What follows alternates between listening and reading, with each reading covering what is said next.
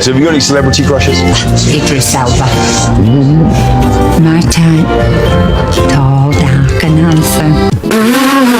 Okay, not to be married by 30. I'm in the Sahara Desert with 18 incredible women, about to go ride camels in the sunset. Our first speaker, a woman who hasn't been chatted up since 1999, that is, 26 years of singleness, a monumental achievement in non-participation, confidently tells us her problem isn't her approach, but her face, which says, "Don't bother." She then reveals her incredibly strict, shallow, and completely arbitrary filter. No facial hair, no gingers, no smile man, and definitely no bad teeth. Her celebrity crush? Idris Elba. The mystery of her 26-year solitude is solved within 10 seconds of her speaking. She has maintained a filter more stringent and less forgiving than an international border crossing, yet she is baffled that no one manages to pass the inspection. She is looking for a globally recognized top 0.01% standard of male perfection, Idris Elba, but she is only willing to engage for 10 minutes before she deploys a cold, dismissive energy that literally screams, "Don't bother." She's not single because of her face, she's single because of her math. She has been looking for a 10 over 10 man who checks every shallow box imaginable while consciously radiating 0 over 10 availability. You cannot demand a diamond while acting like a locked vault. Her rigid exclusion of things like smile man, men who smile too much, and gingers shows she is optimizing for niche aesthetic preferences over character, warmth, or stability. Her mother was right. The face says, "Don't bother," but the list confirms, even if you bother, you'll fail. 26 years is not a dating slump. It's a chosen lifestyle maintained by impossible entitlement. You can't stay single for a quarter of a century and then blame the universe for not delivering a celebrity to your front door.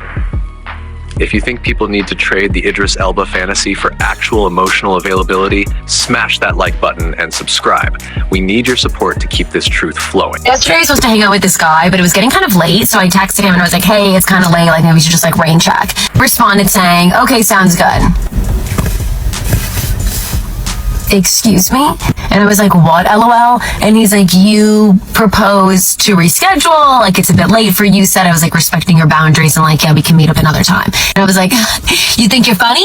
You're supposed to respond saying, 'No, I need to see you, I'm outside, your doorman's blocking the door.'" Like, what? He was like, "Wait, why are you mad that I was just like listening and like respecting what you wanted?" And I was like, exactly. This clip is a terrifying glimpse into the mind of modern dating, where respect is treated as an insult. The woman cancels a late night hangout suggesting a rain check. The man responds, "Okay, sounds good." The universally accepted, mature, and respectful response. Her reaction? Rage. She's mad he didn't respond by saying, "No, I need to see you. I'm outside. Your doorman's blocking the door." She initiated a boundary. It's late, reschedule, but she was secretly running a shit test to gauge his level of desperation. The man, being a logical and mature human, respected her stated boundary. She saw his respect not as maturity, but as a lack of passionate interest, which she immediately pathologized as disinterest. The punchline? She is literally punishing a man for listening to her words. She demands that a man exhibit mildly obsessive, boundary-violating behavior to prove he's the one. The interesting thing is that this expectation, demanding theatrical TV show level persistence, is actively toxic and filters out every high-value, respectful man in the dating pool. The mature men understand consent, boundaries, and communication. They hear rain check and they schedule the rain check. The low-value, desperate, or potentially manipulative men hear her words but smell the test, and they might launch the doorman's blocking the door siege she craves. She is training men to disregard her words and substitute logic with dramatic, desperate pursuit. She didn't want a respectful partner. She wanted a performance designed to validate her ego. When you punish respect, you get chaos. And she's mad she got respect. If a man can't spend $75 or $100 on a first date, he just shouldn't be dating. If a man wants to take you on a walk or go for coffee on the first date, say no thanks and move on. Woman, and you're not yet 20 or you're in your early 20s right now, you are setting the dating standard. Do you think the guy that spends $4 on you for the first date for a coffee or for a cookie is going to be an overflowing fountain of effort and enthusiasm for you moving forward? And what do women commonly do to get ready for a first date? New outfit, nails done, hair done, maybe buy some new makeup or perfume or jewelry. Jesse, it's not about the money. On the first few dates it is. On every date moving forward it is. The final clip provides the ultimate justification for transactional dating.